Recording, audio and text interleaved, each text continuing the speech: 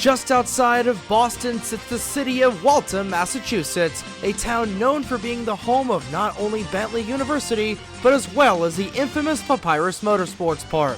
Hello out there, we're on the air. It's Grand Touring Race Day today in New England. It's a gorgeous midday afternoon as we welcome you to the Papyrus Motorsports Park for stop number 3 of the 2024 FlowMaster Grand Touring Championship, the Dunkin New England Grand Prix.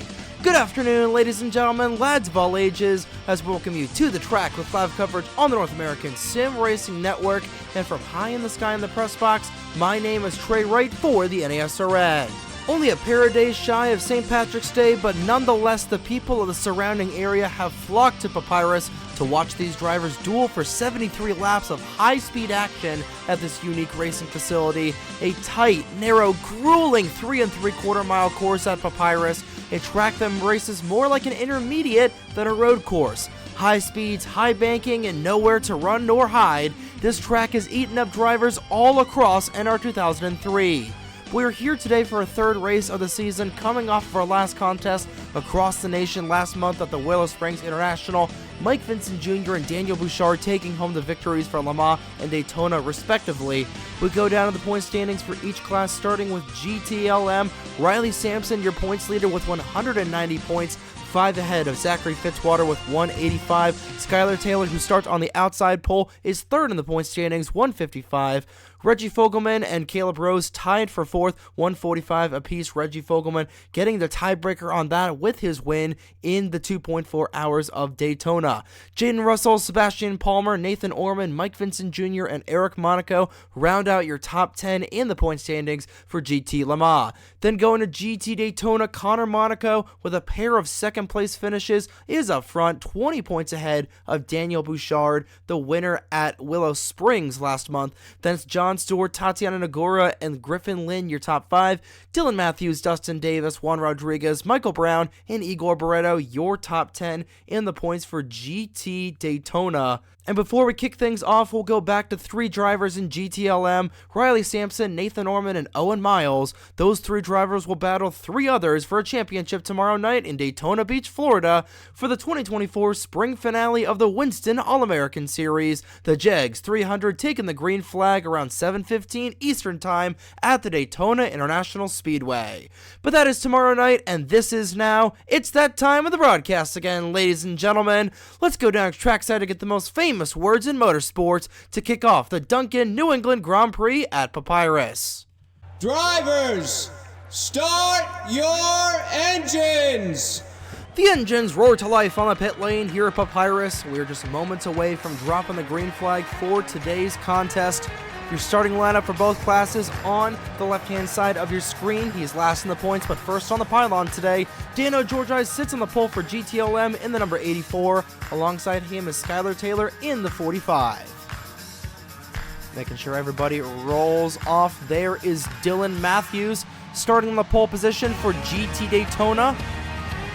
Second beside him is 72 of Dustin Davis in that Mustang.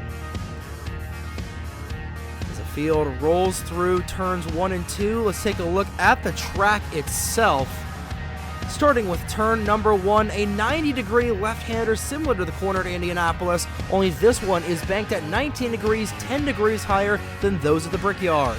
Then it's a longer and steeper corner in turn 2, 24 degrees, bringing you downhill through the dogleg where the field rolls through right now. And after the leg comes the most perilous part of the course, the right-handed turns 3 and 4, banked at 26 degrees, coming out into a bottleneck between turns 4 and 5. These cars will be sliding up and hitting that outside wall, especially on the start where they're going 2 and 3 wide, then careening down to clobber the wall out of turn 4, the most treacherous part of the racetrack. Then it's back up the hill, a whopping 5% grade brings the cars into turns 5 and 6, the steepest corners on the track banked at 27 degrees, and you see that uphill between 5 and 6, bringing you into the fastest and final part of this track, a long sweeping turn 7, bridging the section where drivers run flat out between turns 6 and 1, completing a full lap here at Papyrus. Go ahead and take a look at your race analysis at the bottom of your screen. It's a 73-lap race around this 3.77-mile facility. Pit window for both classes between 27 and 29 laps, so 2 stops are on the schedule. While nobody has won here in a touring car yet, Owen Miles won the WAS race here in February, looking to capture a victory here today before he fights for a championship tomorrow night. There he is in the 59, drives the 99 in the WAS. Beside him is the driver of the 88 in the WAS and the 4 today, Nathan Ormond. Riley Sampson driving the 36 here today. Those 3 drivers, 3 of 6, fighting for a championship tomorrow night in Daytona Beach. But as the field gets set, the pace car makes its way down the pit lane. A rowdy Bostonite crowd ready to send these cars through the Reese's restart zone. George and Taylor, through the gears they go. Green flag in the air here at Papyrus.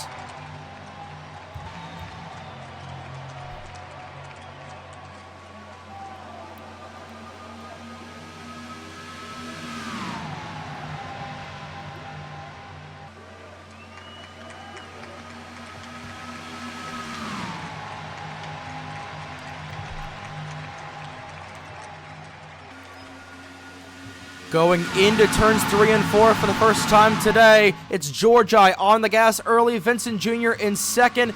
There were 3 wide in the back there. They're going to go 4 wide. Nathan Stapleton forcing the issue. 4 wide through the bottleneck, not a good idea, but they're able to keep it straight for now as everybody jockeying for position. Continuing to be 3 and 4 wide on the start, and everybody will keep it straight for right now. Griffin Lynn with a rough start in the 1, quickly falling back, but there's 4 wide for second as Paquette out of control for a split moment. Daniel Bouchard forcing the issue, still 4 wide, back in the back for GT Daytona. Matt Lagasse on the outside wall hard, but at the stripe, it's George who will lead the first lap for GT Le Mans. Mike Vincent Jr. hot on his tail. Skylar Taylor falls back to 3rd. Eric Monaco to 4th, and rounding out the top 5 on the start is Bradley Ream. Go back to GT Daytona, that battle in the back where it's Blake Bavillier. Actually, that's the battle for 3rd, or 4th rather, as Dustin Davis, your Daytona winner, looking for his 2nd win of the season, but the pole sitter Dylan Matthews to the inside of the 72. Mustangs running 1, 2, 3 at the moment. Then 4th and 5th are the Dodge Vipers. Davis will fend off the 26. That's the battle for GT Daytona, but GT Le Mans, it is all Dano Georgi, the Washington, D.C. native, out front here as Skylar Taylor comes back into 2nd place.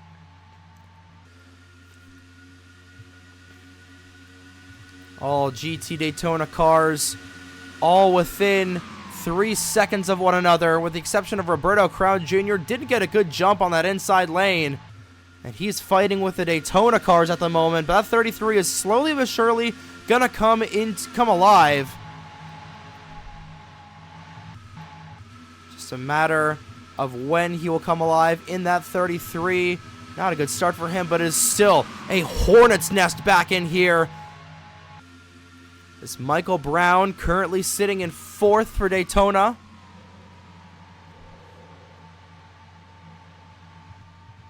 Scratch that he's actually in 6th as he moves away as the field starts to spread out in Daytona. Back in here, Bradley Ream to 2nd. Trying to catch up to Dano Georgi. Eric Monaco, the Unionville, New York native, with the final podium position. Top 3 cars starting to pull away a little bit from Mike Vincent Jr., who fell back into the 4th spot. Nathan Ormond in 5th, battling with Daniel Voiles. As the field rockets around Papyrus. The rocket down the front straightaway into turns 1 and 2. Top 3 cars, all single file at the moment. Monaco at the fastest lap. He's 3rd, tucked in behind Bradley Ream and Dano Georgi. Now Monaco to the inside of Bradley Ream. Not quite going to have the edge, and he's going to lose a little bit of ground in the 2 car. As the top trio pulling away a little bit from Mike Vincent Jr. as the field starts to settle in. Again, it's all about track position, and we were able to go here at Papyrus. Right now, a couple drivers scraping the outside wall. No harm, no foul there. There's Dustin Davis. He's got a pick between himself and the 26. Back up to the front. Here comes the 2. Mounting a charge on the 40, but with those cars going side by side and how aero-dependent this track is, a couple of cars battling like that allows the car behind them to have a little bit of a quasi-DRS effect. That has brought Mike Vincent Jr. into this fray, a 4-car battle for the top spot. So we're already on lap number 5 of 73. Now Ream going back down to the inside. Can he get the edge on the 2? No, he will not be able to. Again, it's one thing to pass a car here, or it's one thing to catch up to a car, but it's another to pass, as Monaco will scrape that outside wall in the chute between 4 and 5.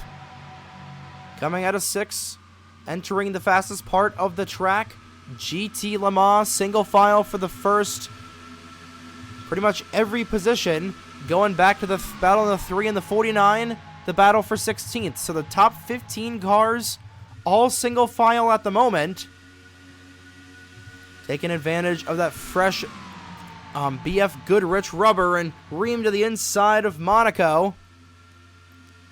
And he'll get the drafting help from the 78. Vincent Jr., he sees a gap, but he's not going to quite take it. But he will propel the 40 up to 2nd, and he'll take 3rd away from Eric Monaco. Top 5 are all Corvettes. Then 6th is the Jaguar of Daniel Voiles. Then Skylar Taylor. Then Nathan Stapleton in 8th. 9th is Miles, and 10th is Michelle Gavinou for GT Le Mans. We'll go back to GT Daytona, where it looks like things are remaining the same just a little bit.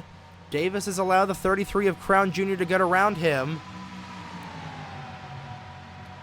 The 26 trying to catch up to that 72, off by about 3 car lengths. The battle once again heating up here for GT Le Mans. Nathan Orman making this a 5-car battle for the race lead here as we complete lap number 6 of 73.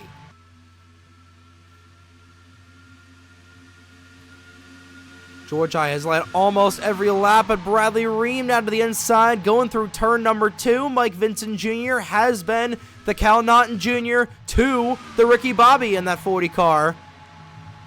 Vincent Jr. will push the 40 to the race lead and trying to take 2nd for himself. George I is not going to let him go, and he's going to wash up the track just a little bit.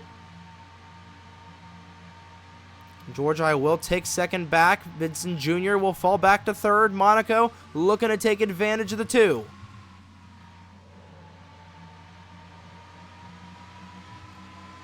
Bradley Ream taking advantage of 2nd and 3rd side by side right now, washing each other out.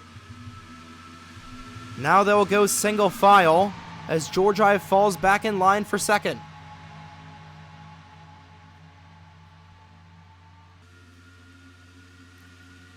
So it is Ream, George I, Vincent Jr., Monaco, and Orman, your top 5. 3 wide for 3rd as Orman forces the issue on the low side. Vincent Jr. hung out to dry. That brings in the 56 and the 45 into this battle. Oh boy. Daniel Voiles scooching up the racetrack, able to control his Jaguar at the last second to prevent from sliding up in the 78 and creating contact.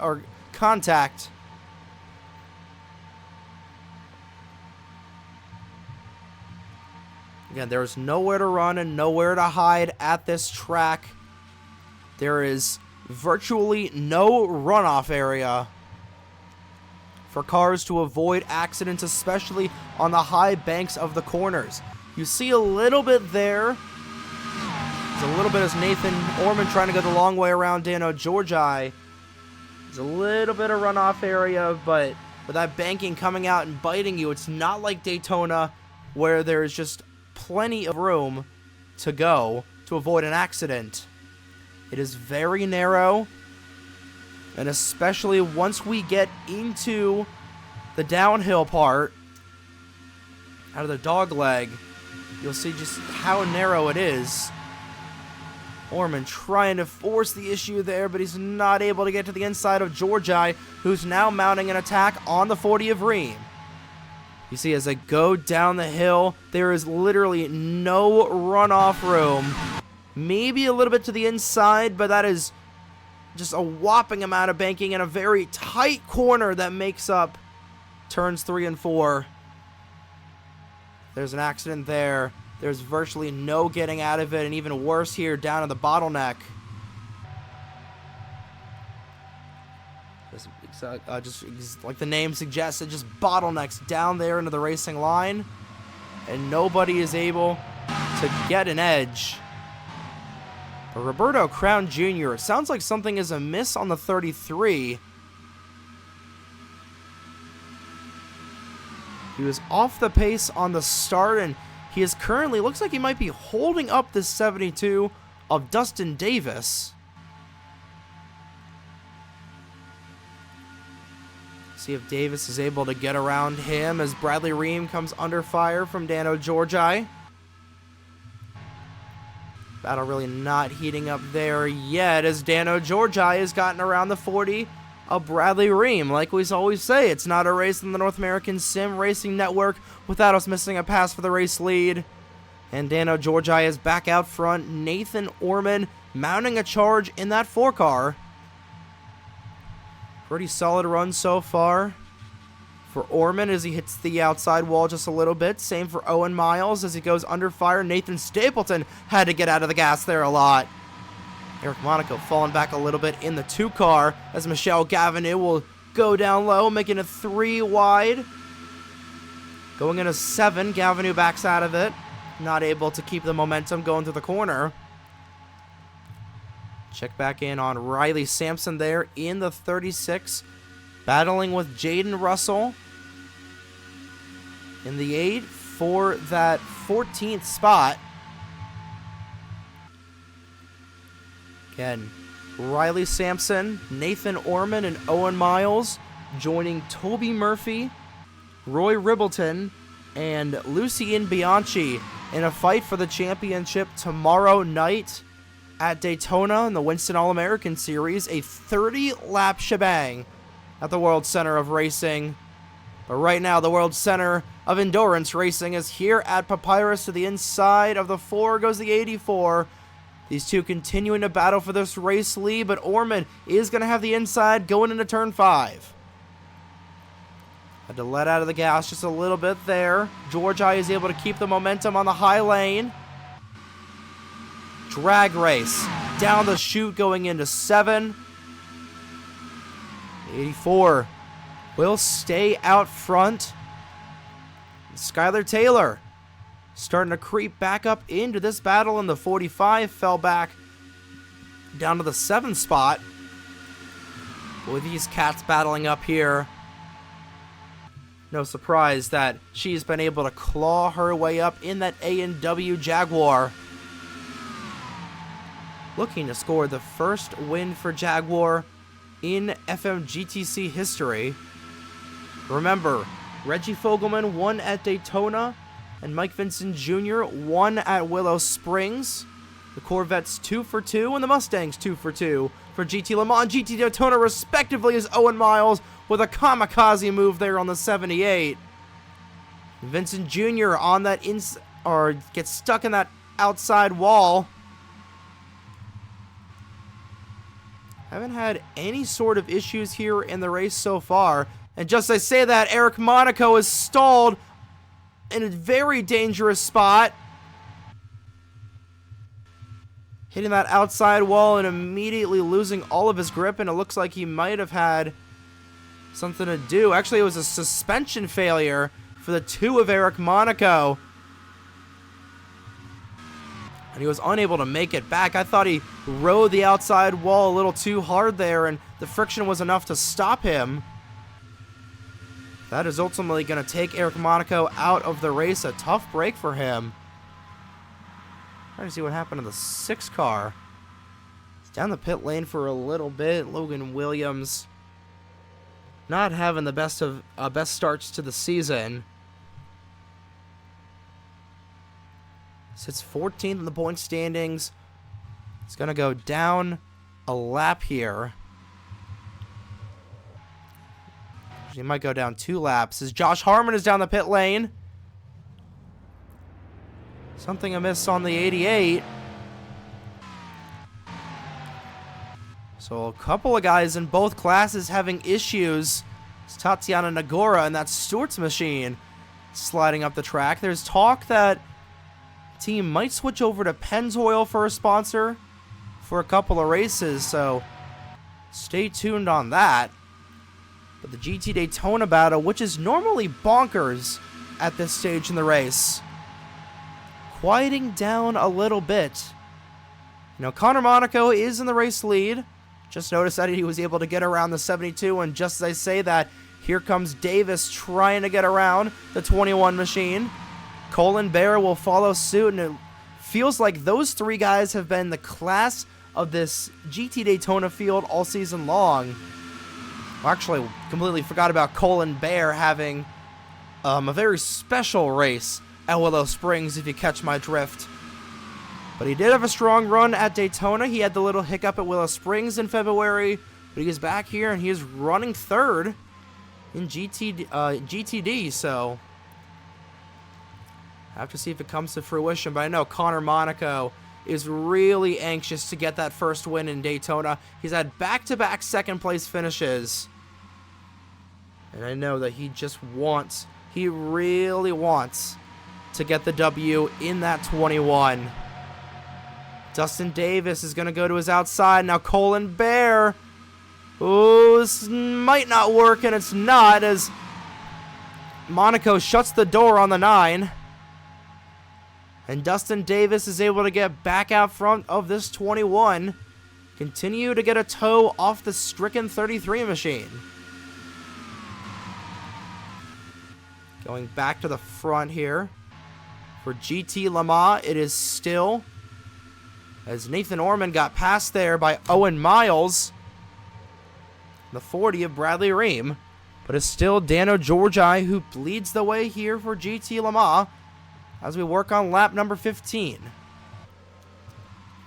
Trying to see how far Le Mans guys are from catching up to the 6. They're about a third of a mile away. They're all running single file at the moment. They're slowly but surely catching up to the 6. Something mechanical going wrong on Logan Williams' car, having to come down the pit lane, and he looks like he's going to be put a lap down soon, but that 2 car still on the pit road trying to fix their issues. But a suspension here, a bum suspension at that, as Dustin Davis fell back a lot in the 72. Not sure what happened there, but Davis going from the race lead in GTD to outside the top 5. And it's Colin Bear who will take the race lead in the class. These guys still being held up by this 33 a little bit. So a couple of Jaguars having issues in GT Le Mans. And now for the race lead, Nathan Orman trying to take it away on the outside lane. Georgi gets out of that gas, going through turn number 5. Orman's going to have the run. Here comes Owen Miles. Those 2 are adversaries on the track in the WAS, and they will be fighting each other hard tomorrow night. And Owen Miles is going to help that 84 propel to the race lead, and Miles will go to second himself.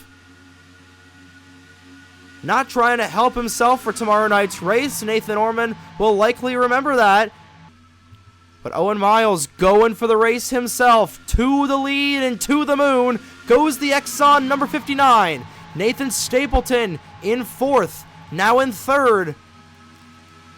Trying to take second away, and he's going to try and go for the race lead. But the 59 shuts the door on him. Georgi will have the inside lane. He'll go up the track, and Orman nearly washes up into the 7. But is able to brake just in time. Bradley Ream losing tons of time. Ream has fallen all the way back. He was in 5th that last time by. Has had a struggling lap as Riley Sampson nearly goes around in the 36, but he's able to keep it straight. Both Ream and Vincent Jr. falling back there.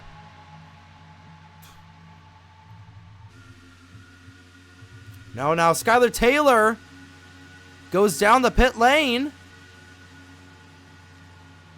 Taylor, I don't see an issue on the 45, so he may have hit the outside wall a little bit, and Skylar Taylor is going to pit extremely early in this 45 car.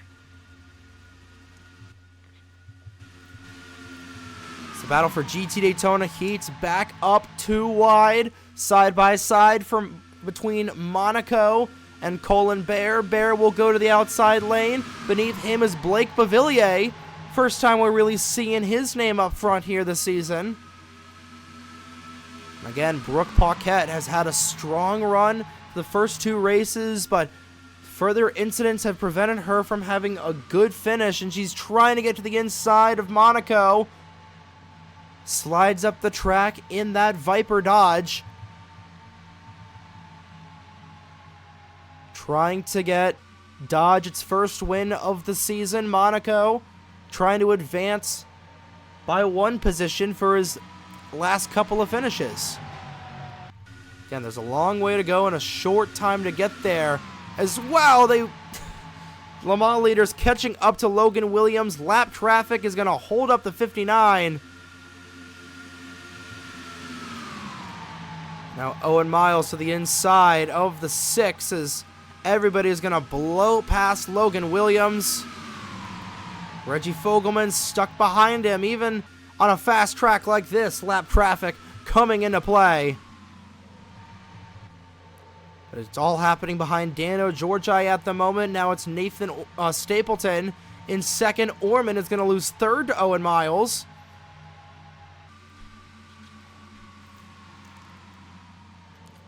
Miles on the high lane. Orman a little bit loose down low.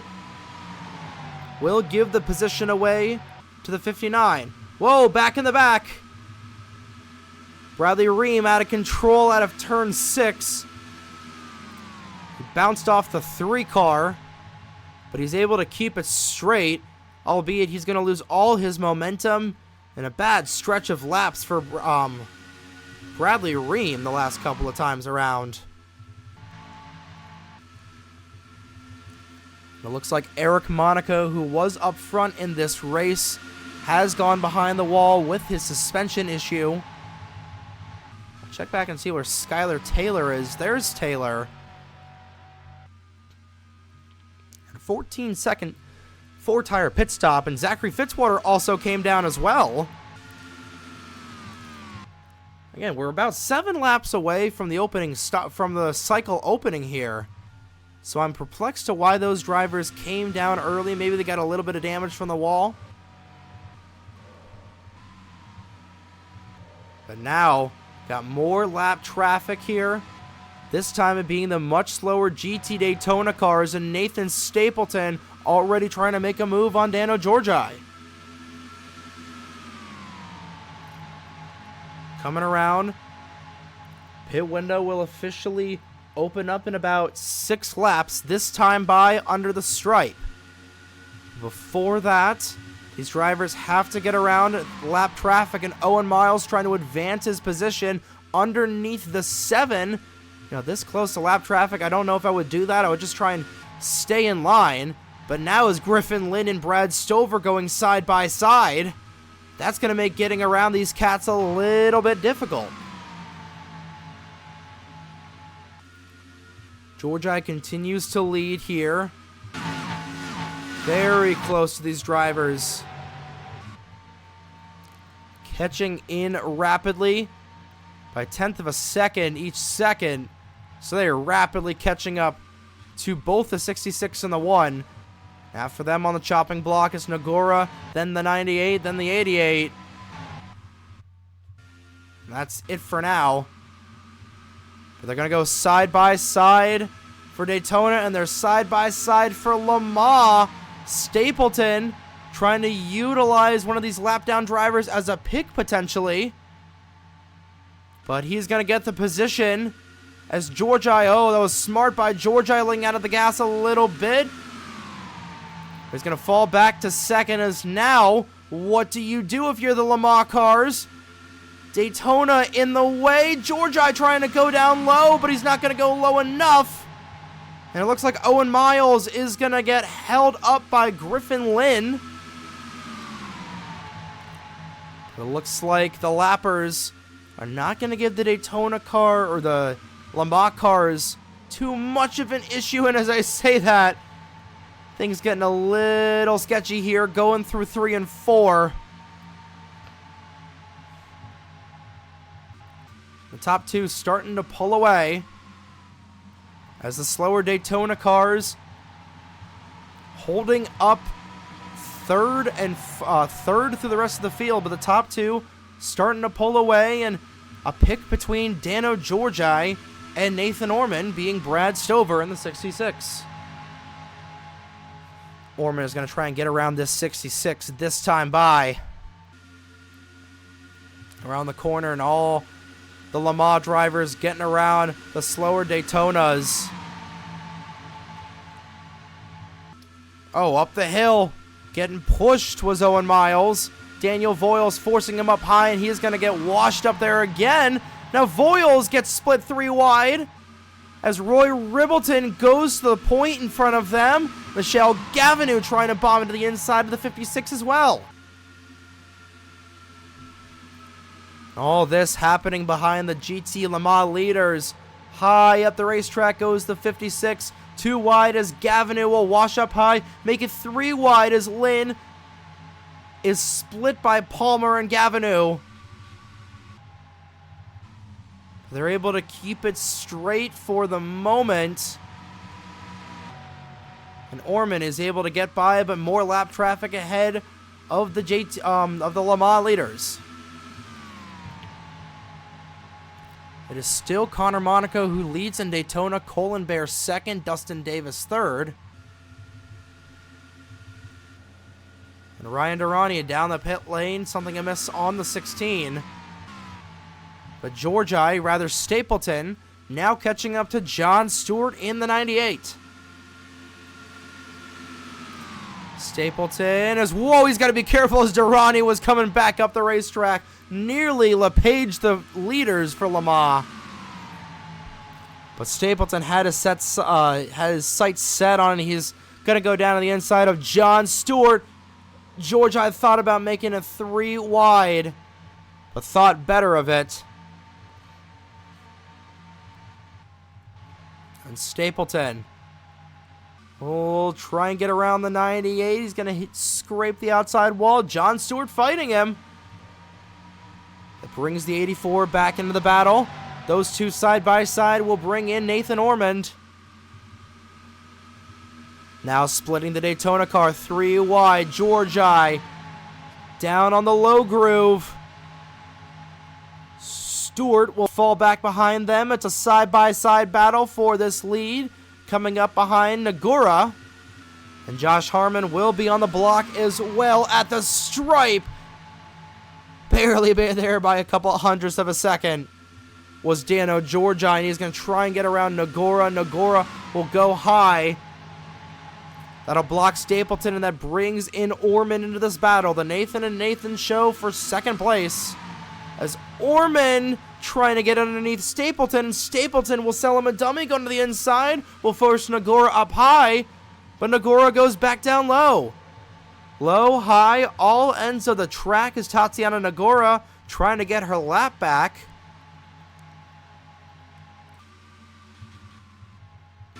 not really her lap back. More just trying to get around the GT Le Mans leader. I don't think she's going to have the power to be able to.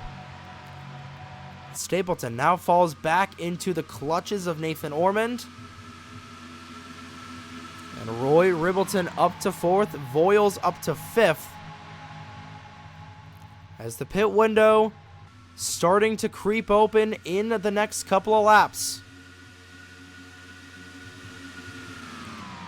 George I leads as he goes around Hartman, but here comes the 7, nearly washing up in the 22.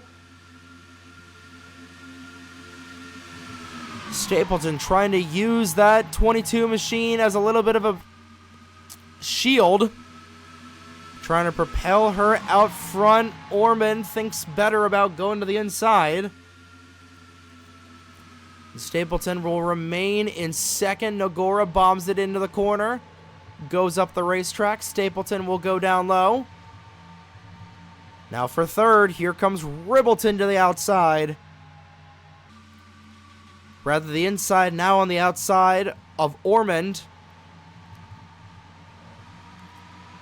As the pit window will open this time by Stapleton on the outside wall. Nearly gets into Ormond. But they're able to keep it straight for now. But a little bit of passenger side damage to that number 7 machine. He's going to fall back a little bit. But Nathan Buchanan, the first car down the pit lane. And here we go. Georgi down the pit lane along with only about 5 cars for GT Le Mans down the pit lane for their first stop of the afternoon. Will follow with your GT Le Mans leader, the dominant driver of the day, the 84 machine of Dano Georgi. Again, fastest pit stop coming into play for BF Goodrich tires going on that 84 car. The field rushes by and he is out. Out and away, 14.39, a 14.28 stop for the 12 of Michelle Gavinou. She'll be out and away, a good stop for the 36 as well. And they are out in front as something amiss on the 33, Roberto Crown Jr., an engine failure. And we saw that coming from a mile away. He'll stop in turn 2. But back up front, here come the rest of the GT Le Mans leaders. Nathan Ormond actually stays out. Same with Sebastian Palmer. I think it's just Ormond and Palmer who will do the overcut. But the majority of the Daytona field coming down the pit lane this time by. Fall back and see the Daytona cars come down. They will. Igor Barreto stays out, but the majority of Daytona cars down the pit lane. First off the jack, a little bit slow off the jack is the 06. 14.28 for the 5 car. Caleb Rose with a blinding fast stop, and he's got the fastest time of the day. See where everybody else comes out in comparison. I think the overcut is going to work as Ribbleton is out front. Miles is going to be engulfed by the 84 and the 7. Zachary Fitzwater also showing up here. In the back is Stapleton with a fresh rubber diving underneath the 59. Remember, Miles hasn't heated up his tires just yet. Stapleton has got the hot BFs. These drivers trying to take the momentum away, but now the 06 has warmed up his tires a little bit. Now the 4 and the 20 down the pit lane. Igor Barreto in as well. He'll come down this time by. Yes, he will. And for the race lead, here comes the 84 Georgi underneath the 06. They've got one lap less fresher rubber. But it's not going to make that much a difference as Georgi zooms past the 06 off the pit lane as Palmer. He'll get zoomed past by. Can Ormond stay out in front of these guys? They've got the momentum. Orman is going to be out by way too much. And Georgi will zoom past the 4. Stapleton leans on Orman. He got into his quarter panel just a little bit, but Nathan Orman will fall back into the 3rd slot. And oh no, Riley Sampson and Owen Miles upside down, goes to 36 through the bottleneck. Side over side, barrel rolls, finally comes to rest on all 4s. Owen Miles caught up in it as well. And the two of the 3 drivers fighting for a championship tomorrow night with early exits to this race, a violent crash in the bottleneck. And I am honestly surprised that more drivers weren't caught up in that. That was a hellacious accident. Taking a look at the replay down low. And it looks like those 2 cars were tangled up and, like we're talking about in the pre-race show, slapping the outside wall, and someone careens down low, and that's just a horrible angle to be at. And a violent crash for Riley Sampson. Thankfully, he's okay. Owen Miles driving away from the scene. He is okay as well. Not something you want to see, especially for 2 drivers fighting for the championship tomorrow. That's really going to ring Riley's bell.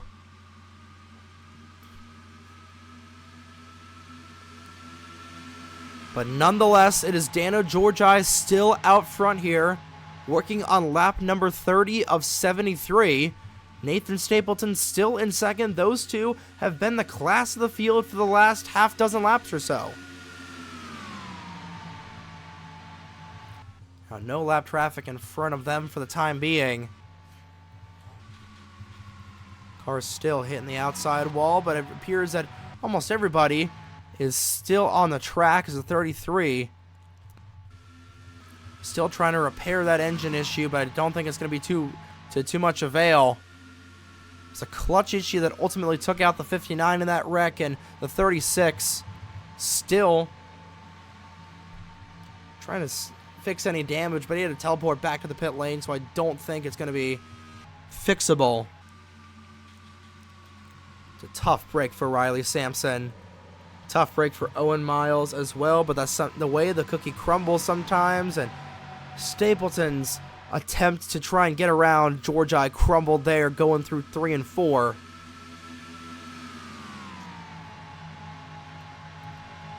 Now the top 2 starting to pull away a little bit.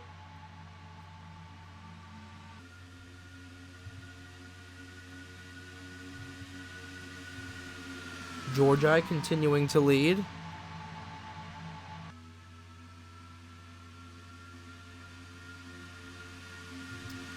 Battle for 3rd heating up as Orman to the inside of the 06 of Ribbleton. How about Aguirre Sato? First time we're seeing him up here in that 49 Coyote car. Top 5 continues to be all Corvette as Zachary Fitzwater fighting with Gavinu for 6th. But remember, Fitzwater made that early stop, so he's going to be off cycle for the majority of this race. And he might have to come down once again.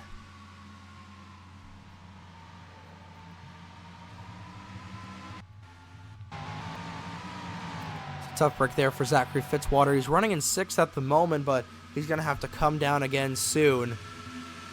Probably in the next 10 or so laps. Flashback to GT Daytona, where things have shaken up a little bit. Dylan Matthews now leading. 72 machine of Dustin Davis now trying to get to the inside. Matthews out of the gas. Here comes the 7-Eleven 72. Davis with a power move down low. The 26 on the outside wall, scraping a little bit. Colin Bear trying to take second back away.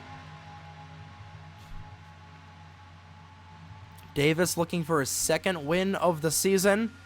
Struggled at Willow Springs after winning the Daytona 2.4. Now down low is the 9. McDonald's versus 7-Eleven and ABC Supply Co. Going to the inside of both of them. Let's go to the inside of the 9 at least. But Bradley Bavillier, first time we've seen him up towards the front of the field all season long, and he's got a good he's in a good position to do well as Matthews had to get out of the gas. A hard charge down low by Daniel Bouchard. Looks like someone having some issues in turn 7. Saw a little bit of smoke there. Doesn't appear that anybody is off the pace, and we remain green.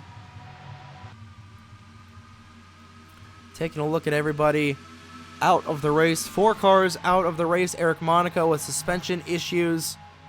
There was an ignition failure that doomed the 33. And then that crash in the bottleneck between Riley Sampson and Owen Miles. We're getting them to 39th and 40th place finishes in the race. But it's going to be 21st, 20th, 19th, and 18th place finishes. Surprisingly, the only cars out of this race so far have been GT Le Mans cars. GT Daytona not having as many problems as the Le Mans guys. I feel like it's mostly because these Daytona cars tend to run more like stock cars. So these guys know how to handle them more, as Bradley Bavillier goes to the point in the 11.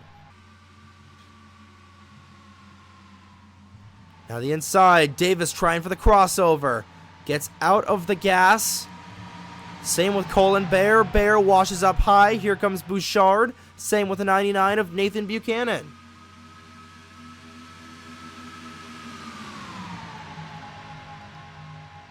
It's a 4-car battle for that second spot, as Logan Williams comes off of the pit lane. Expect Zachary Fitzwater to come down soon as well. But we're past the halfway point through today's race. And the Dunkin New England Grand Prix at Papyrus will get you a full field rundown. Here, starting with the 84 machine in GTLM for Dano Georgi. Georgi is first, Stapleton second, Orman third. Fourth is Reggie Fogelman. Fifth, Gavinu. Sixth, Zachary Fitzwater, but he's going to come down the pit lane. Remember, he is off cycle. Same with Tatiana Nagora and a couple other of drivers. So 5th is still Gavinu. 6th is now Palmer. 7th, Sato. 8th, Voiles. 9th, Vincent Jr. rounding out the top 10 in GT Le Mans. Skylar Taylor. 11th, Jaden Russell. 12th, Blaze Zebertar. 13th for GT Le Mans is Caleb Rose, who got shuffled back there during the pit stops, despite having the fastest pit stop of the day. Rose is back in that 13th spot. 14th, Felipe Santos. 15th, Bradley Ream. 16th, or was. 16th is actually going to be the 62 of Zachary Fitzwater.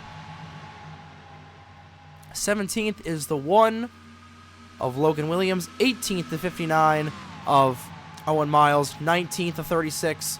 20th, the 33. And 21st, the 2 was the Daytona leaders trying to get around this 62. It's going to get tough here. 3 wide. I tell you, Daniel Bouchard, the most aggressive of the Daytona cars, and Fitzwater on the outside wall. And as we battle for Daytona, Dustin Davis in the lead in the Daytona class. 2nd is Buchanan. 3rd, Bavillier. 4th, Bear. 5th, Brooke Paquette. 6th is the 8 of Daniel Bouchard. 7th, Barretto. 8th, Dylan Matthews. 9th, Connor Monaco. 10th is Micah Knapp. 11th, Ryan Durrani. 12th, Alex Lozano. 13th, Logan Alexander. 14th, Matt Lagacy. 15th, the 66 machine of Brad Stover. 16th is Michael Brown. 17th, 75 car of Juan Rodriguez.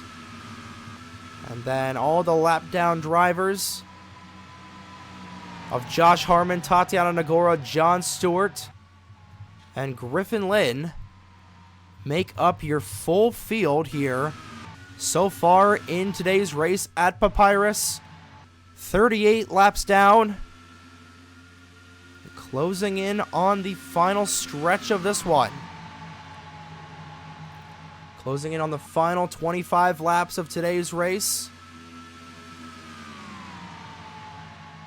Final 35, actually. The final 30 laps. Closing on the final 25 laps, yes.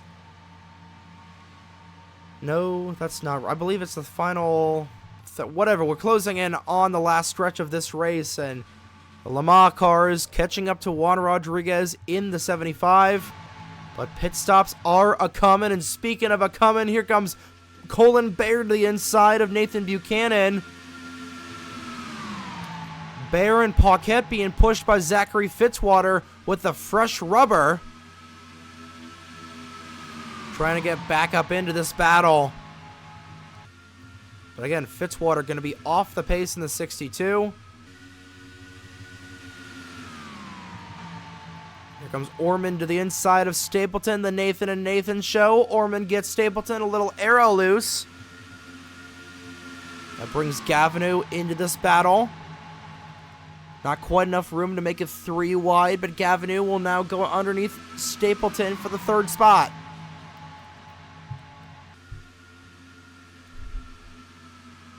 Gavinou will take it away. Stapleton trying to go down low. Will go up the racetrack just a little bit. Gavinou trying to hold off a hard-charging 7 machine.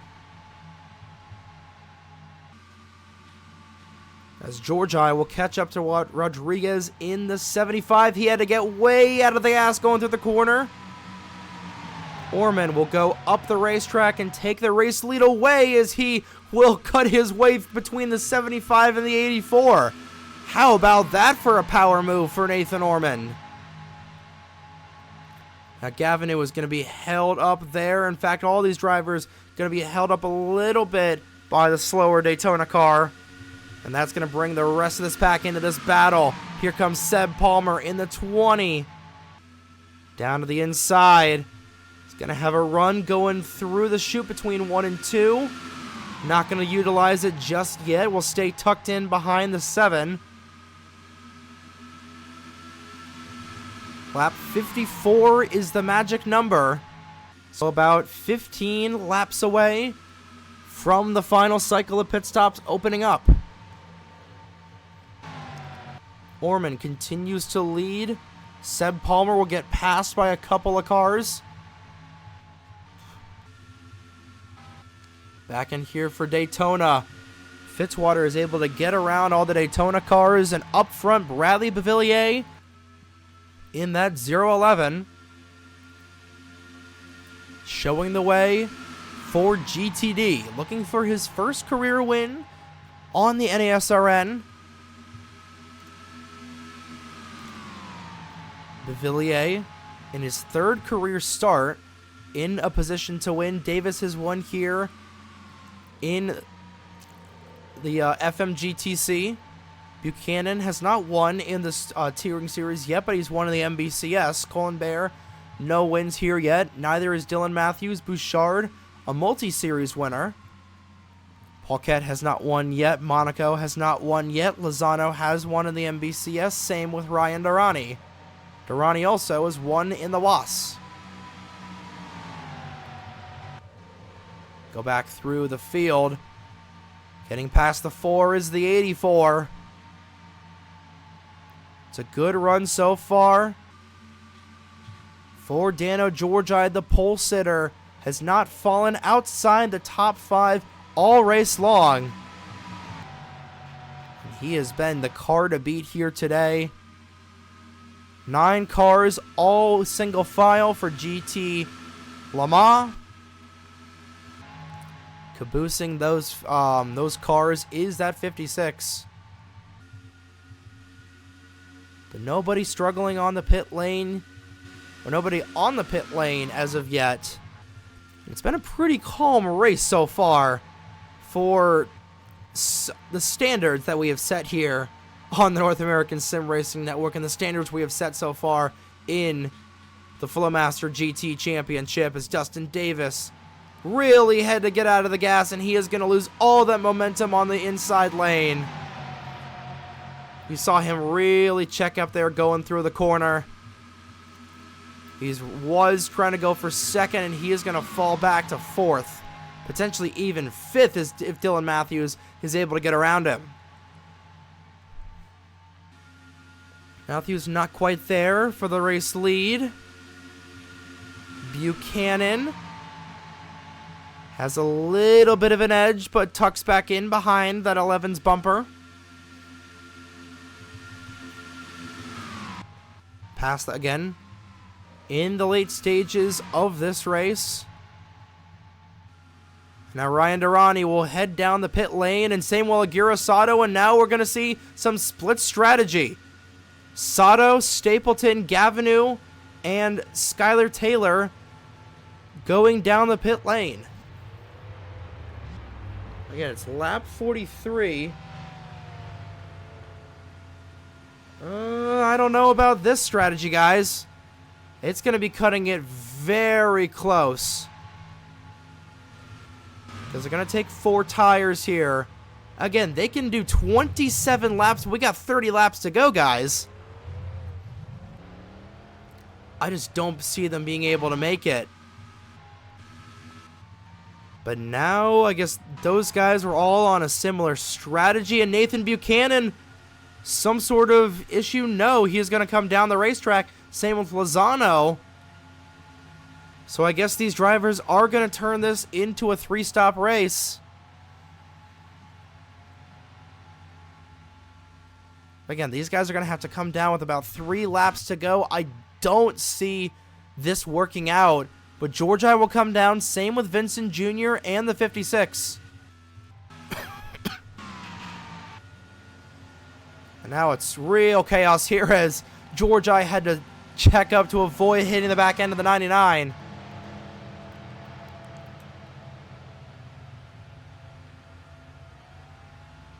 We'll follow with Georgi, who has been the dominant car of the afternoon so far.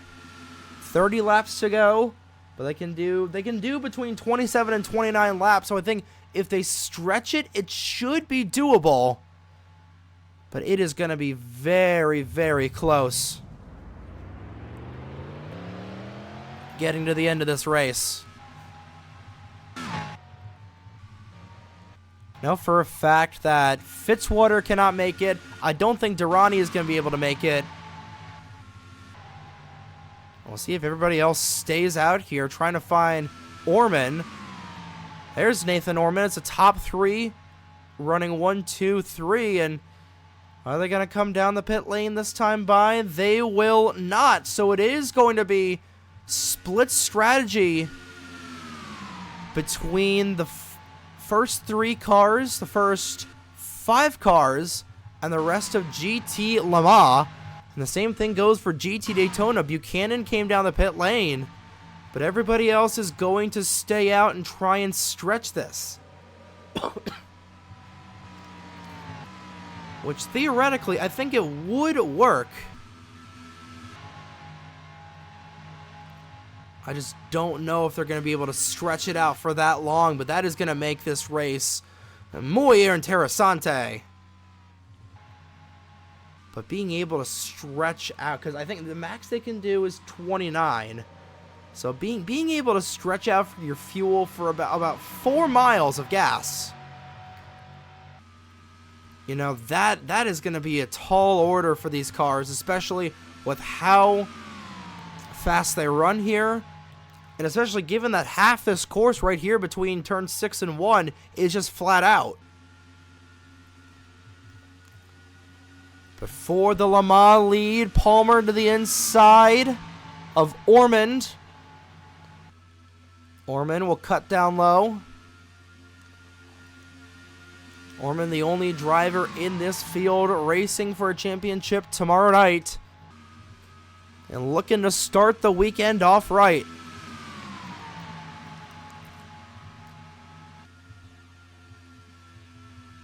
Top 3 cars in a line so far for GT Le Mans. They'll catch up to Michael Brown soon. We'll quickly go to GT Daytona and see if these guys up here decide to come down the pit lane this time by.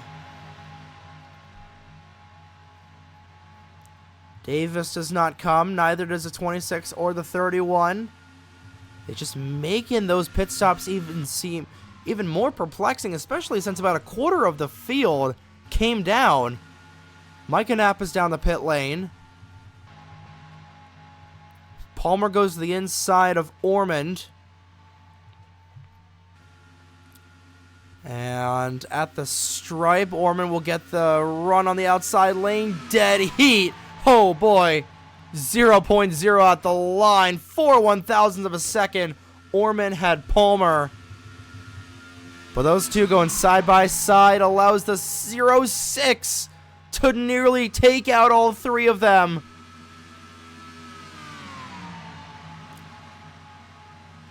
It's really interesting to see these guys being able to run like this without making too much contact, as Ormond nearly washes up in the 0.6 but is able to stop in time.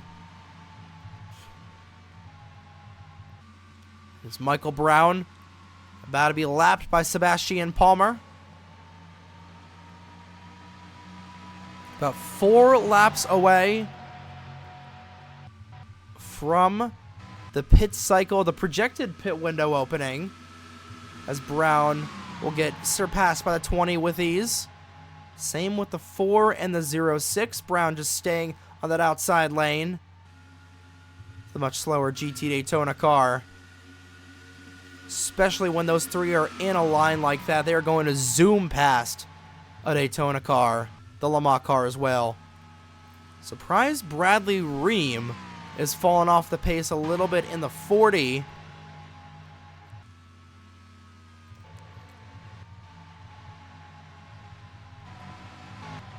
Going back through the rest of the field. There is what the lead will probably be once the top 8 drivers, or the top 6 drivers, come down the pit lane. It'll be Aguirre Sato and Nathan Stapleton fighting for that top spot. The 84 of Dano Georgi fighting for it as well. Same with the 78 and the 12. 45 and the 56, and Zachary Fitzwater is back up with these guys, but he's going to be too far back to really do anything about it.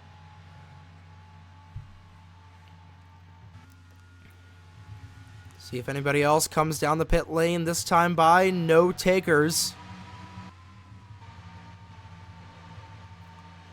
Through turns 3 and 4. Again, I'm only surprised we've had one big incident this afternoon. Of course, in the late stages of this race, we are bound to have some sort of chicanery and shenanigans occur.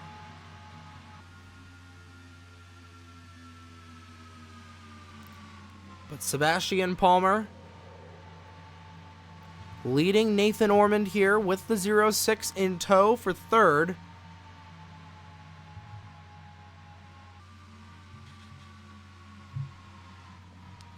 Those top 3 starting to pull away from Zebratar and Jaden Russell, running 4th and 5th at the moment. Daniel Bouchard comes down. He was running up front for GT Daytona. So now, as they're about to cross the stripe for lap number 50, now we're about 4 laps away from the cycle opening up, and now Fogelman will come down this time by. Fogelman, it looks like he'll be the only Le Mans car to come down. We'll see if Rose will join him. Rose is really far back in the 5. Rose will stay out, so it's only the 0.6 coming down. We'll see if he's able to come down, if he's able to get back up there in front. He's off the jack that time by 14.36 second pit stop. Good stop for the 0.6. Where does he come out compared to the rest of the leaders? Dano Georgi back up front. Right now, Reggie Fogelman, as Georgia and company, with a boatload of steam, are going to get around this 06 with ease, coming off that cold pit lane with the cold tires.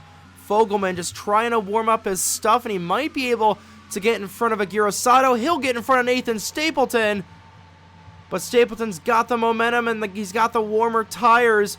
Fogelman really struggling out there. A little bit of a sitting duck in the 06 as Sato goes to 3 wide. Fogelman gets split in the corner. So that's not how we wanted it to work. Now Caleb Rose is down the pit lane, as are the rest of the GTLM leaders.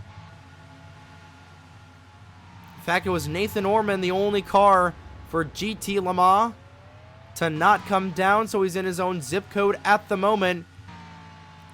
Here comes Georgia. He is going to beat off Jaden Russell. He's going to beat off Seb Palmer. Palmer trying to goose it through the corner, but he's not going to have nearly the momentum that Dano Georgia has got. Palmer might slip back into third or fourth. He's going to try and fight with that 84.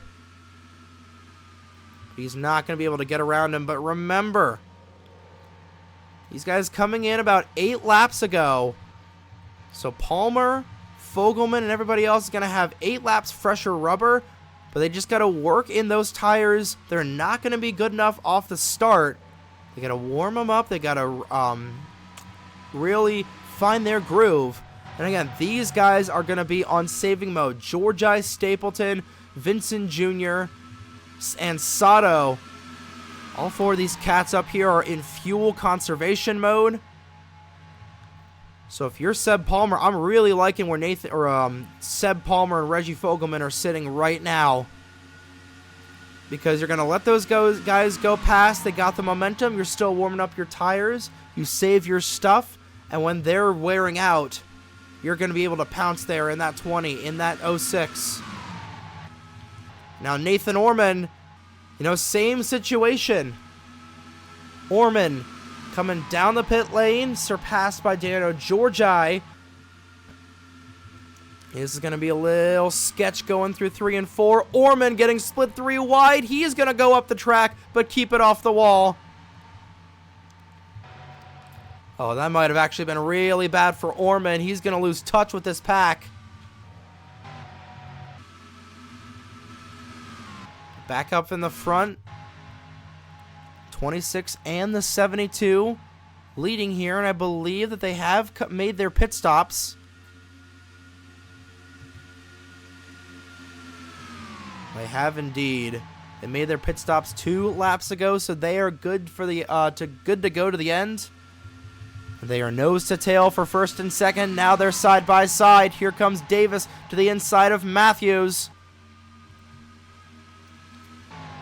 Remember Dustin Davis, the Daytona winner in a race where Dylan Matthews looks like he might have their win in the bag.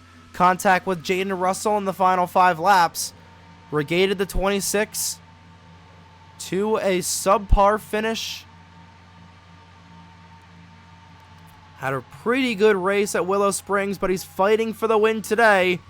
But he's going to have to fend off Nathan Buchanan and get around this 72. Buchanan gets out of the gas. That opens the door for the 26 of Matthews to try and take second away. But looks like it's going to be a 5-car battle for this Daytona win in the final 20 laps of today's race at Papyrus.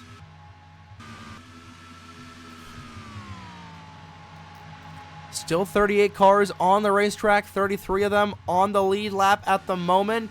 Igor Barreto is about to be lapped by the much faster 84 car. But now Seb Palmer.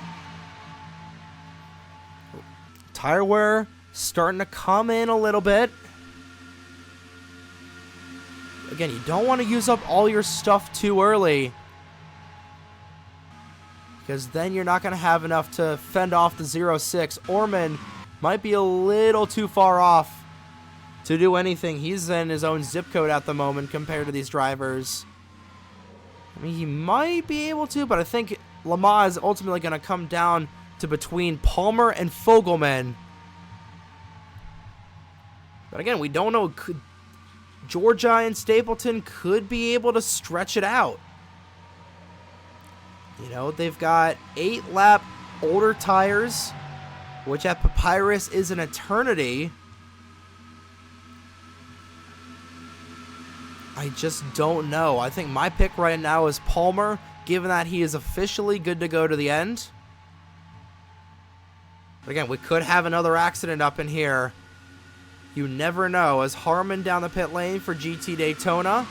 Barretto and Brad Stover being lapped right now. Stapleton trying to take advantage. Now Stover blocks the 84 down low. That's going to open the door, but the 84 shuts the door. Stapleton had a doorway, but it was shut by Dano Georgi. Stapleton now trying to take the outside lane away. No, now he's going to try and go for the inside here. He'll stay in line with the 84. Sato goes a little high. Palmer is able to retain his position in the 20. But now a lot of lap traffic in front of this 84 car, starting with Matt Lagasse, then it's Tatiana Nagora. In fact, it's almost virtually all GT Daytona in front of this driver of the 84 of Dano Georgi. The final 20 laps of this one here.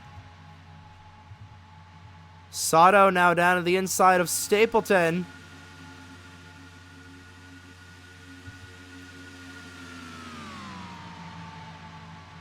Georgi with a good run in that 84 car. Stapleton moves down low. The crossover move on Sato. Palmer goes with him. It's a wad of lap down cars. It's a wad of Daytona cars in the way, stretching from Connor Monaco all the way to the 60. And like it or not, they are going to be in Dano Georgi's path.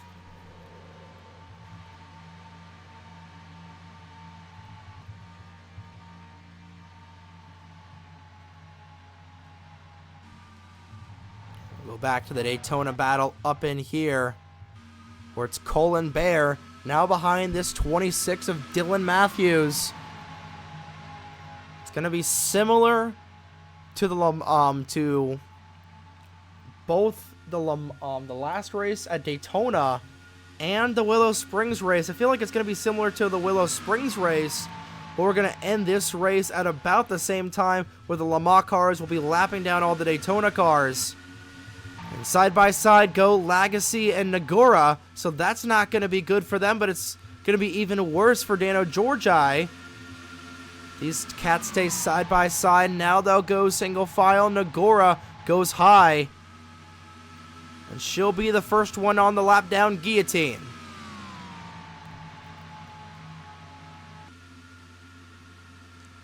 Final 15 laps here in the New England Dunkin Grand Prix. In case you were just tuning in, it's been a little bit of a race of attrition. It hasn't been as costly or as violent of a race as we've seen the last two races. We have seen a flip. It's the only accident of the day so far that has taken out drivers, being between Owen Miles and Riley Sampson, but other than that, it has just been drafting, similar to an intermediate track. And Georgia is able to get around Nagora. Now Stapleton is going to come down the pit lane. I knew these guys could not make it. Stapleton and Sato down, same with the 45, and hello, this is where things get interesting. And Seb Palmer's team high-fiving one another on the pit box right now.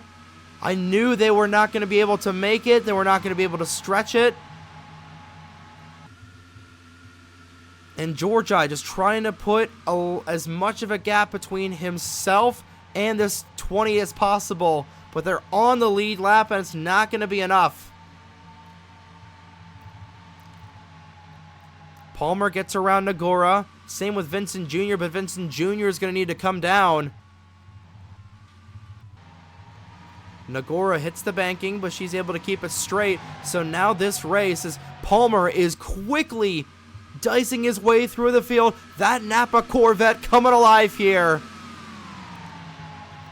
And he is good to go to the end. He is able to make it, and I think Vincent Jr. will come down. Same with Lozano. And here comes the 84. Georgi could not make it. And the new race leader, Sebastian Palmer, out front here in the Napa 20 car. And he's got a second lead over the 06 of Reggie Fogelman. And I believe they should be able to make it, as Palmer now just dicing his way through the field. He gets past Lagasse. He'll have to get around Bavillier. Now this is where everything changes about this race. A heartbreaker for Dano Georgi and everybody as they go back out onto the racetrack. You know, I don't understand their strategy whatsoever, because you knew you were going to be short. And they had to come down the pit lane once again. Oh, Lagasse blocking Fogelman down the front straightaway. Reggie's not going to like Matt doing that, as he's trying to get race for this win, but in a lot of lap traffic is Seb Palmer. But Palmer dicing his way through these Daytona cars. He is a man on the mission. He knows that he mathematically can make it to the end. And with 13 and a half laps to go, it looks like Palmer is going to be the one to beat here. And up in front of him, the battle for GT Daytona. Dustin Davis and everybody trying to stay ahead of him, because if Davis and the rest of these Daytona cars are put a lap down by Palmer, that's going to mean they have one less lap to complete, and hence be able to compete. You know, I think the end game for the 784 and 49 teams was having the fresher rubber and being able to catch up. However, this is not Willow Springs. It's not Daytona. Like, it's not a short track like that. This is a 3-mile road course where the overcut is king, and you're not going to be able to catch up with only 13 laps to go in a race. I'm sorry to tell you. But now, battle for third, 3 wide. Bouchard out of control a little bit, able to bring that 8 machine back onto the reins. Palmer, a man on a mission in that number 20.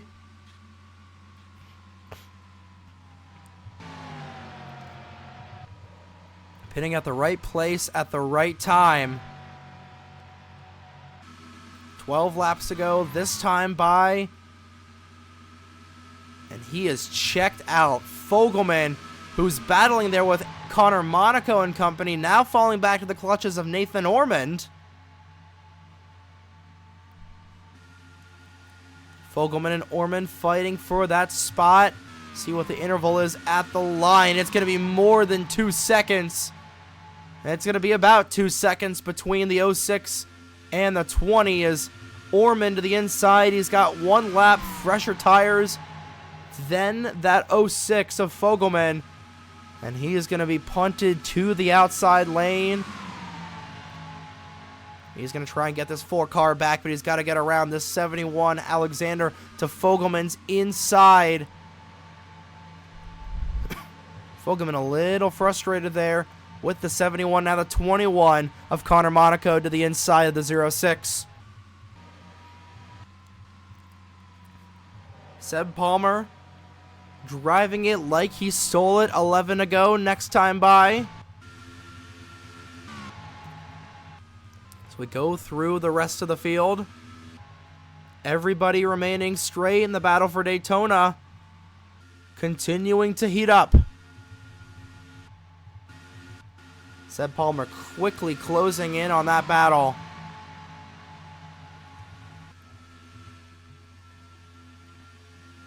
Dustin Davis. Now all these guys trying to drive it, but Seb Palmer, might be a little too good. I think he is going to be able to pass these Daytona cars. We'll see what the interval is. It's pretty big. As actually Nathan Orman. Hold up. I'm trying to see if I'm actually stupid. Nathan Orman is actually cooking up a ton here. He closed in by 0.8 of a second. That 4 car, I don't know if they used NOS in that car, but he has just had a blinding fast lap that time by. And he is caught up to this 20 car. Remember, Orman has got a lap fresher tires than Seb Palmer. Shouldn't really come in as Dustin Davis is down the pit lane. So they didn't get enough fuel in the car. And Davis is down for his 3rd pit stop of the afternoon. We thought they were going to be able to make it to the end, but he is not, and it will not be 2 wins for Dustin Davis.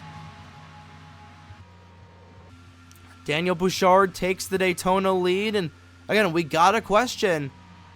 Nothing is ever certain, but we believe it could happen. We believe that Seb Palmer can make it to the end. We do not know for certain,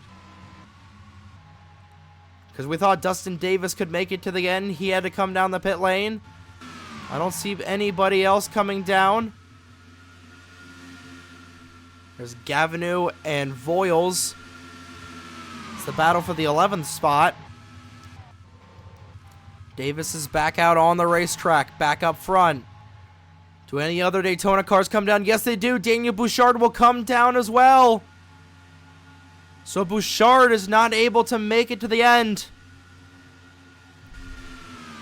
But right now, the battle for the lead, Nathan Orman on the back end of this 20 car. Orman running some of his fastest laps of the race. He is a 10th off of his fastest lap, but that 4 machine coming alive last time by. 0.2 of a second faster than the 20 of Sebastian Palmer. And Orman has caught up to him. He has made up 2 seconds worth of time. But can he pass him is another question. They're going to catch up to lap traffic in a little bit. In a few laps, they'll catch up to the Daytona leaders. But can they make it is the question. Can Palmer hold on? Can Orman get around him? Orman, here's the move down to the inside lane. Underneath Sebastian Palmer, has a little bit of an edge. No, not able to get around him. He'll tuck behind him. Under 10 laps to go. But Orman is there, setting up another charge. Slingshot engaged. Nathan Orman drives a Cal Naughton Jr. inspired number 88 Old Spice and Vlois.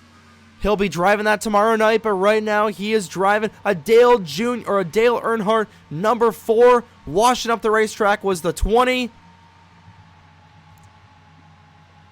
Palmer driving it like he stole it, and they are catching up to the GT Daytona leaders. In fact, they have caught up to the GT Daytona leaders. Palmer trying to get around them. Orman will fall behind him. Ream is a lap down, but just as fast. And could help push the 4 car to the lead. Palmer tucking in behind Colin Bear in the 9. Now to the inside he goes. Orman trying to split the middle between the 2 drivers. Keeps in low, keeps tucking in low. He's going to have a huge tow as they get around Dylan Matthews. 3 wide as the leaders fighting with one another. Matthews is going to get sucked around by the 20, and here comes the 9 of Colin Bear being pushed to the lead by the 40 of Bradley Ream. And side by side up in here, Nathan Orman down low. Seb Palmer trying to make the inside lane work. Orman getting out of the gas. Orman is going to have an edge going into turn number 5. But the inside lane is not the preferred line here as Orman gets way out of the gas. Seb Palmer will get around him.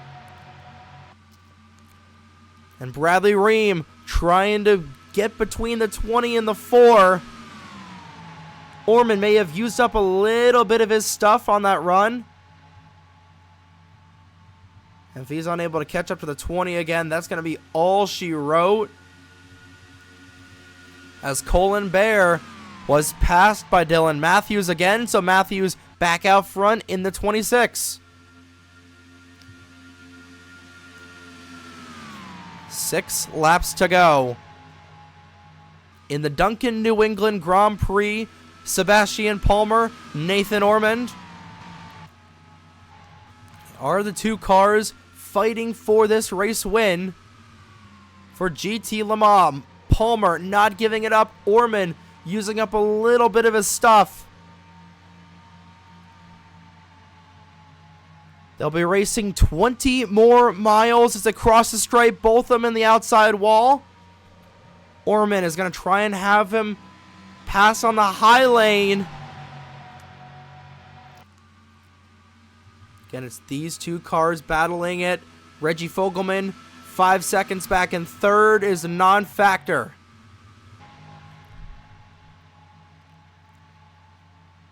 Through turn number 7. 5, count them, 5 laps to go. Can Palmer hold on? Can Orman get around him? He's tucking up behind him. Slingshot engaged once again.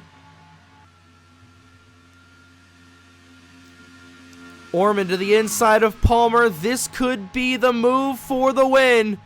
Orman, does he have Palmer clear? Yes, he does. New race leader, Nathan Orman.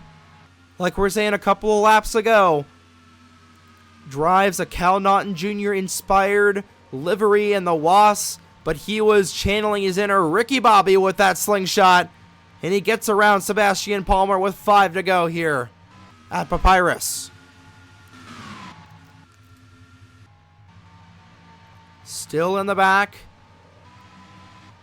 And it's still Dylan Matthews looking to win the race from the pole. And Colin Bear would be short once again. Looking through the rest of this field. Lap down traffic is not going to be a factor. I don't think Griffin Lynn is slow enough to where the 4 and the 20 will catch him. 4 to go at the line. Palmer is back there.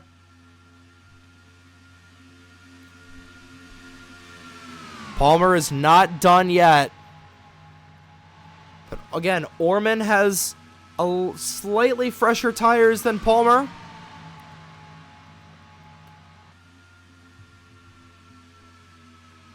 Can Seb Palmer get around Nathan Ormond? These guys running fastest lap after fast lap after fast lap. Completely leaving that 0-6 in the dust. I think Fogelman was the one who really used up his stuff on this run. Palmer slides up, trying to get the run. He'll tuck behind the 4 car, getting a draft, a tow, down through turn number 7, trying to set up a slingshot going into turn 2. Little low on the racetrack. Trying to dip below that white line just a little bit, and here he goes. Trying to get that race lead back. 3 to go as they cross the stripe. Palmer may have used the shot a little too early. Actually, he will have the line going through the corner. He will have Orman clear. Seb Palmer back out front. These two drivers trading the race lead back and forth here in the final stages of this one from Papyrus. Brooke Paquette moving underneath Colin Bear for the second spot. It looks like Dylan Matthews will probably end up winning this race for Daytona, but the battle is fervent up in the front for Lamar. Orman now trying to make the pass. Can he make it work in turn number 7? He will. A little wiggle out of the 20 car. And that's all the advantage that Orman is going to need. Going down to the inside, coming around to 2 laps to go. Does he have him clear? Palmer with a run on the outside lane. Orman with the lead at the line with 2 to go. Lap traffic not going to come into play. Palmer now trying to set himself back up to take the race lead back. Now Paquette behind the 26. It's a 2-car battle for Le Mans. It's a 3-car battle for Daytona. With 5 miles remaining in the Dunkin New England Grand Prix.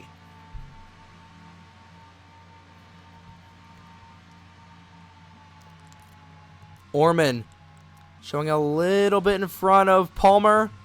Again, Lynn not slow enough to be a factor in this one. Palmer slides up the racetrack. That might be all it wrote. Paquette is going to have 8 more corners to get around this 26. But that's for GT Daytona, the battle for GT Le Mans. It might be Orman's race to lose here. Through turn number 7. White flag in the air. One more time around the Papyrus Motorsports Park. And a huge run coming. Seb Palmer tucking back beneath that 4. Through turn 2. The bell lap here at Papyrus. Palmer is going to have one more chance to get around this 4 car. He's just got to wait for the perfect time to strike. Oh, he had to get out of the gas there, but Orman goes up the racetrack. It's a car length lead between Orman and Palmer. Through the right-hander for the final time. They get out of it with ease. Paquette is only going to have a trio of corners to get around that 26. And Palmer is going to have one more chance. He's behind Orman, but I don't think he's going to be able to get there in time. Off turn number 7.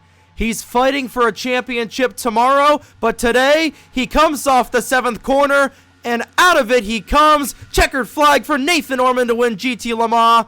And for GT Daytona at the line, it'll be Dylan Matthews who wins it for Daytona. Matthews wins it from the pole. But Nathan Orman fighting for the WAS Championship tomorrow night. Sees 2 of his rivals take each other out. And decides to say, hey, you know what? Let's go win this race today. And let's start this weekend off right. And Nathan Orman by 8/100ths of a second. Best Sebastian Palmer in race number 3 at Papyrus for the GTLM win. And Dylan Matthews gets the win over Brooke Paquette. Your podium for GT Daytona in your frame right there. Matthews, Paquette, and Bear. The 06 of Reggie Fogelman on the lower step here for GT Le Mans. So we take a look at your full race standings after this. Nathan Orman getting the job done there on that last stretch. Sebastian Palmer thought he had the race in the bag, but unfortunately coming up just one position short. Reggie Fogelman in 3rd. Blaze Zebratar and Jaden Russell with their best finishes of the season, 4th and 5th. Caleb Rose, Dano Georgi, Nathan Stapleton, Aguirre Sato, and Mike Vincent Jr., your top 10. Then in GT Daytona, Dylan Matthews, Brooke Paquette, Colin Bear, Connor Monaco, and Blake Bavillier, your top 5. Logan Alexander, Matt Lagasse, Dustin Davis, Nathan Buchanan, and Daniel Bouchard, your top 10. So the rest of your results, 38 cars finished the race. Mike Knapp was 5 laps down, some sort of issue with the 56. 15 cars finished on the lead lap. Owen Miles, Riley Sampson, Roberto Crown Jr., and Eric Monaco, the only 4 cars to retire from this contest. An exciting and incredible race here. And I'm not going to lie, it took me about a day's worth of time to put this race on. Papyrus, it's a little bit of a weird track when it comes to pit stops. You know, and I had to try and do this race a couple of different times today. Finally getting it done at around 10:30 at night when I started trying to do this about 12 hours ago. But it was all worth it in the end. And Dylan Matthews and Nathan Orman come out smelling like a bunch of donuts here. Smelling pretty good here at Papyrus. And that is going to do it here from the Papyrus Motorsports Park. Congratulations to Nathan Orman for his win in GT Le Mans and Dylan Matthews for his win in GT Daytona here. Today, and the racing weekend is not up yet. Tomorrow night, 7 p.m. Eastern Time, Nathan Orman, Riley Sampson, Owen Miles, Lucien Bianchi, Toby Murphy, and Roy Ribbleton. 6 drivers, 30 laps, Daytona 1 championship tomorrow night right here on the North American Sim Racing Network for the spring finale of the Winston All-American Series. The next race for us here in the FlowMaster GT Championship, April 19th, going out to the Rocky Mountains of Denver, Colorado for the Coors Banquet Denver Grand Prix. Actually, the Coors Light Denver Grand Prix. It's still Coors, just the light variant of Coors. A 47-lap race at the Denver Motorsports Park. If you thought this race was a little bit, I want to say, a little weird, or if you thought the first 2 races of this season were chaotic, buckle up.